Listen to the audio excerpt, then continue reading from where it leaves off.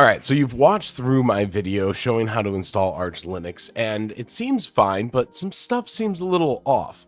Well, that's because they updated the Arch Linux installer. If you're just now getting here and this is the first time that you've seen anything related to this, go ahead and watch the video that should be somewhere up top where it's kind of have a little pin that pops out showing that. And you can go ahead and watch through some of that installation process. And if you've already, haven't created the USB stick and you're wanting to know how to do that, there's also going to be something in the description and possibly up top that shows how to create those USB sticks. But we're here, so let's go ahead and start with this process right here. We're just running through some of the loading of the ISO itself, getting everything put into RAM that we need. And now we're here at the wonderful blinking screen for the Arch install, which is what we're going to type in, ARCHINSTALL, Arch install. I won the spelling bee. Alrighty. So we're going to go to mirrors and repositories, select our region, and for me, it's going to be the United States. So that's going to be right there. Optional repositories, we're going to add multi-lib. And we're going to go ahead and click back. Disk configuration, partitioning, use best effort partitioning. And because I only have one on a virtual machine, this is going to be the drive that we're using. Would you like to use BTRF subvolume with default structures? Yes. And disable copy on write.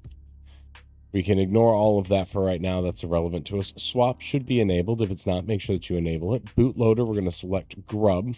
Your host name, we're going to name it whatever you want to name it. Archiver VM is what I'm going to call. Authentication. This is the new tab. This is where you're going to find where that username is at. We're going to go ahead and user accounts, add a user.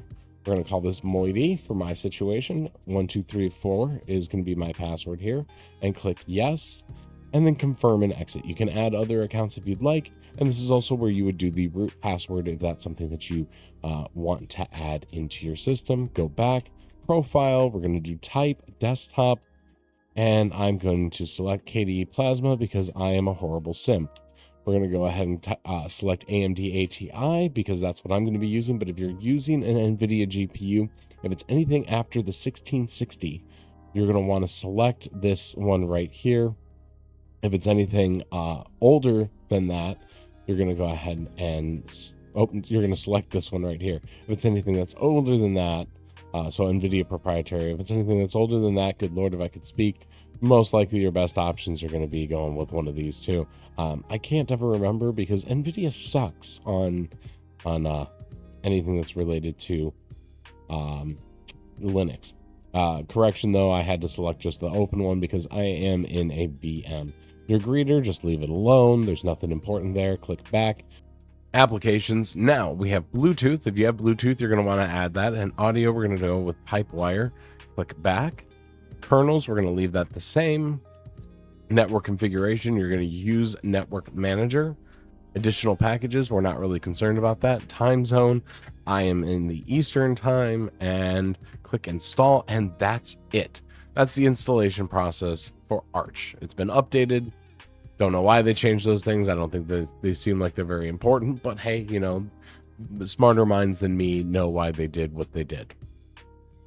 And after selecting reboot, we are finally greeted with our wonderful greeter.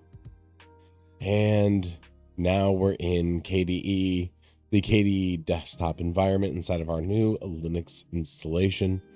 It works perfectly fine. At least, in my opinion. We'll go ahead and grab Fast Fetch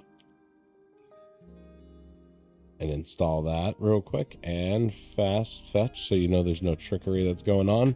We're in a virtual box with our Linux, everything just got it. Yeah, pretty much it. Because virtual machines. But yeah, if you guys like this video, do me a favor, hit a like, and we'll see you guys in the next one. Don't be afraid to dive on into the Rift.